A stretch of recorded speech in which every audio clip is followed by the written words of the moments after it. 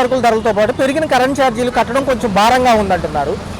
కొత్తగా స్మార్ట్ మీటర్లు కూడా వస్తాయంట. అంటే ఇప్పుడు మన ఫోన్ రీఛార్జ్ చేసినట్టు. అంటే మనకు అర్థమవుతుందా జనాలకి అది కరెంట్ కూడా స్మార్ట్ మీటర్లు వస్తాయి అంటున్నారు. మనం రీఛార్జ్ చేసినట్టే. ఇంకా అంటే ఏం లేదు, పారదర్శకంగా విద్యుత్తుకు సంబంధించి ఎక్కడా కూడా వృధాగా పోకోకుండా పారదర్శకం బిల్లులు జనరేట్ అవ్వడానికి. అంటే ప్రతి మనిషి ఇంత వాడుతున్నాడని ఒక లెక్క కోసం. మరి ధరలు ఎలా అనిపిస్తున్నాయి? ఏది చేసినా జనానికి ఇబ్బంది లేకుండా చేస్తే పర్వాలేదు. పథకాలు మంచిదేనంటారు. అన్ని ఖర్చులు తెచ్చి జనాల మీద రుద్దారు. ఆడమ్మగ చేసినా ఇప్పుడు అంతంత మాత్రం నెడుతున్నారు బడి. ఇంకొంచెం భారం పెంచారనుకో బాగుపడేవాడు బాగుపడుతున్నాడు.